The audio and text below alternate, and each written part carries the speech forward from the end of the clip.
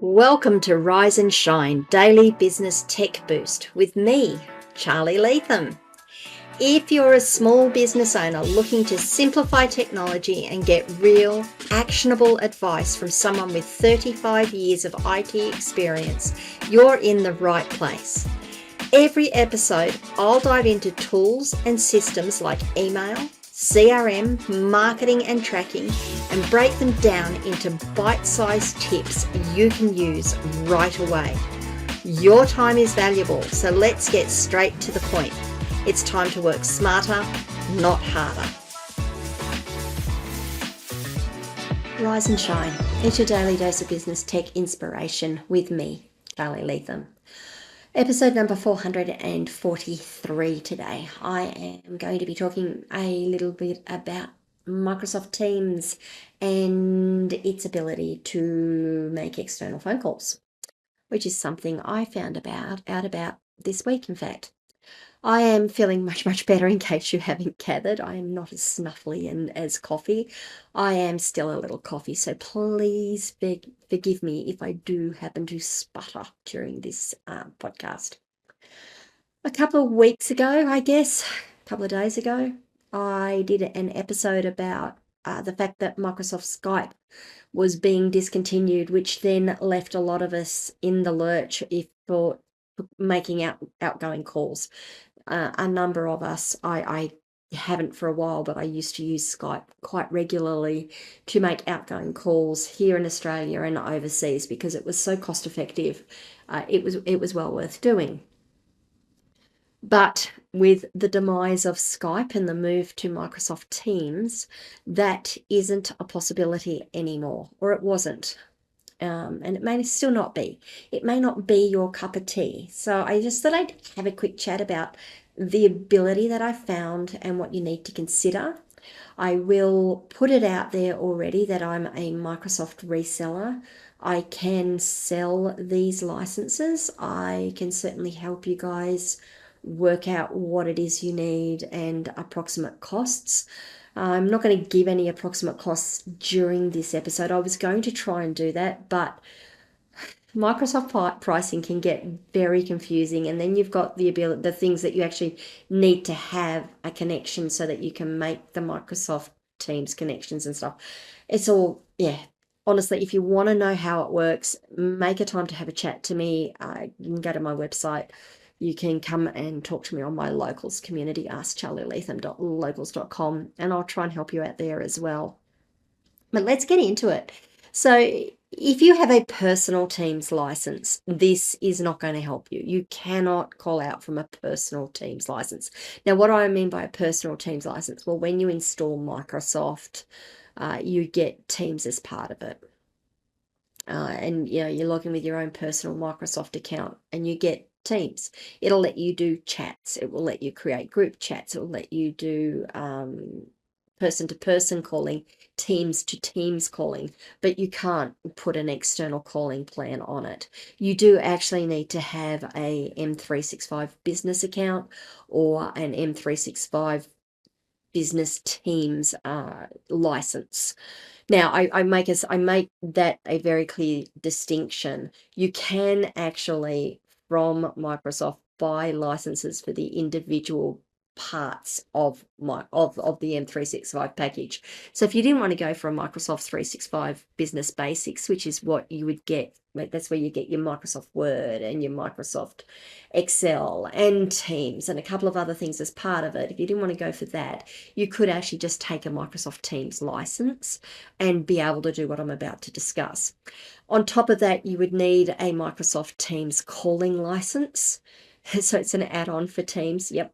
They make sure they get their money from you, and that will then allow you to connect to what we call an SIP, a trunk, and take a phone number and make calls on the PSTN and the standard telephone network and receive calls on the network from the network.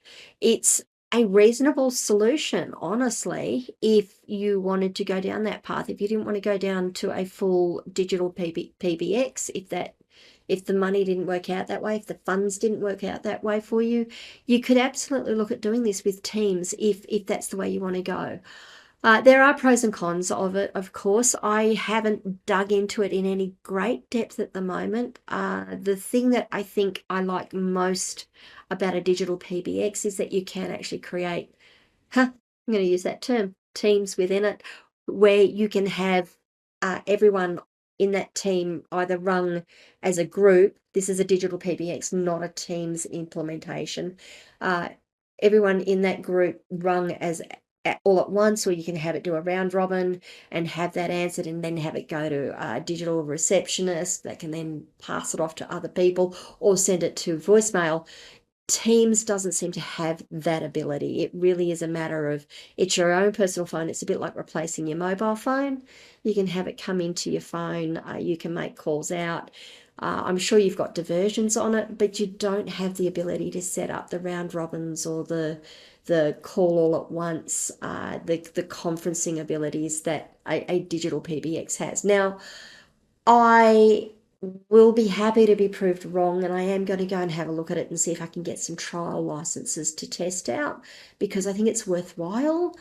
But if you are looking at Teams and thinking, gee, you like that facility, you don't really want to go to a full-blown digital PBX or even a mini digital PBX, and you wanted another option, I'd certainly be looking at the Teams option.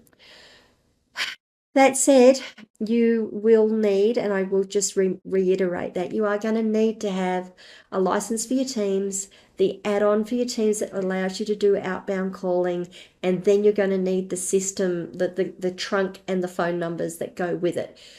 All that said, I can certainly help you out with that. I can help you determine what it is you need, how you would set it up, how it might work for you. I can give you some pricing. I can also set up the trunks and the phone numbers for you as well. It's not why I'm doing this. The reason I'm doing this, though, is to say you do have options available to you. So have a think about it. If you've got questions that I haven't answered today, it is a short episode because I am still recovering, and yeah, I want to save my voice a little. But have a think about it and think about if there's any questions that I haven't answered or that come up for you about, well, you've said you can do this. Can you do this, or can I do that? What does it look like? I'm happy to do, I'm happy to do the research on it and dig down a little. This is what I do. I enjoy doing it. But if you do have questions, leave them in the comments wherever you're watching or listening to this video. You can come and join me on my locals community, askcharlieleatham.locals.com, and you can join the conversation there. Ask me questions, put up suggestions, whatever you like. It's a community for business owners who want to get hold of, get in touch with their tech and understand it a little bit more, or even just get answers that you're finding difficulty finding elsewhere. If this has been of use to you, please give me a like. That will help other people determine whether they want to watch the video or not. If you haven't already, please subscribe to the channel and ring the notification bell so you find out when I drop more content. Thanks, guys, and I will see you all tomorrow. Bye.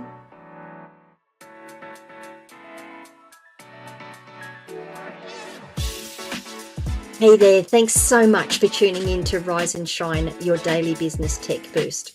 I hope today's episode gave you some actionable insights that will make your business tech work smarter for you.